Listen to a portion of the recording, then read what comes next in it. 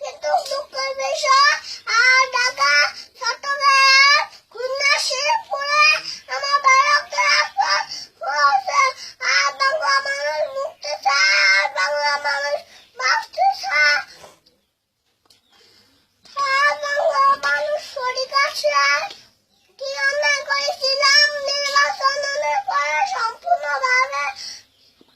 আমাকে ও আমলিকে ভোট দেন আমাকে national assembly vote দেন আমরা সকালে শাসনটা তৈরি করব দেশের মানুষ এই দেশের মানুষের অর্থনৈতিক রাষ্ট্র ও শাস্তি